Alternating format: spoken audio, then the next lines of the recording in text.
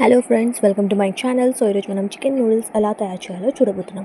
So ముందుగా stove on చేసేసి కడాయి పెట్టుకొని అందులో ఆయిల్ వేసేసుకొని heat అవ్వనివ్వాలి.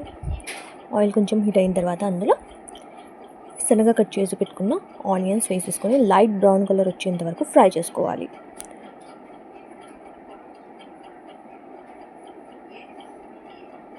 Onions light brown colour వచ్చిన తర్వాత అందులో అల్లం వెల్లుల్లి పేస్ట్ వేసేసి పచ్చి వాసన పోయేంత వరకు ఫ్రై చేసుకొని అందులో ఒక 2 రెమ్మలు కరివేపాకు, మీడియం సైజ్ టొమాటోస్ని పీసెస్గా కట్ చేసుకొని వేసుకోవాలి. ఒక 2-3 పచ్చిమిర్చి పీసెస్గా కట్ చేసుకొని వేసుకోవాలి. పైనుంచి చిన్న చిన్న పీసెస్గా కట్ చేసుకున్న చికెన్ని కూడా వేసేసి అన్నింటినీ ఒకసారి బాగా మిక్స్ చేసుకొని కుక్ అవ్వనివ్వాలి. సో ఎప్పుడు చేసేలా కాకుండా రొటీన్గా కాకుండా ఇలా చికెన్ నూడిల్స్ని ఓసారి ట్రై చేయండి, చాలా టేస్టీగా ఉంటుంది ఫ్రెండ్స్. సో ఇందులోకి పైనుంచి 1/2 స్పూన్ పసుపు, రుచికి తగ్గట్టు కారం, రుచికి తగ్గట్టు ఉప్పు వేసేసుకోవాలి. అన్నింటినీ బాగా మిక్స్ చేసేసుకొని మూత పెట్టేసి మీడియం ఫ్లేమ్ పైన చికెన్ని బాగా కుక్ అవ్వనివ్వాలి.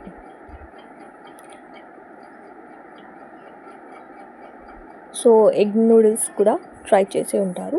సో ఈసారి ఇలా చికెన్ నూడిల్స్ ట్రై చేయండి, చాలా టేస్టీగా ఉంటుంది. స్నాక్ టైంలో మీ పిల్లలకి చేసి పెట్టండి. సో చికెన్ కొంచెం కుక్ అయిన తర్వాత పచ్చి బఠానీని కూడా వేసుకుందాం. వీటిని కూడా కొంచెం మెత్తపడేంత వరకు కుక్ చేసుకోవాలి.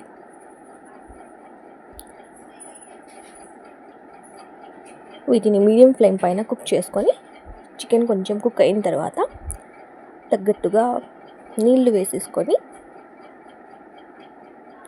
పైనుంచి నూడిల్స్ మసాలాని మిక్స్ చేసుకోవాలి. చూస్తున్నారు కదా, వాటర్ మొత్తం బాయిల్ అయిన తర్వాత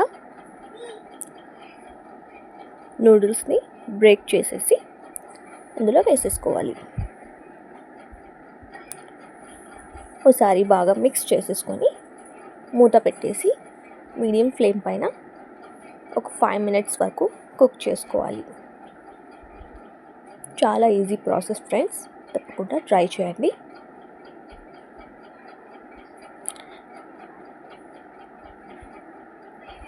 చూస్తున్నారు కదా, ఎంతో ఈజీగా చికెన్ నూడిల్స్ రెడీ అయిపోయింది. పైనుంచి లెమన్ స్క్వీజ్ చేసుకొని కొత్తిమీర చల్లేసుకొని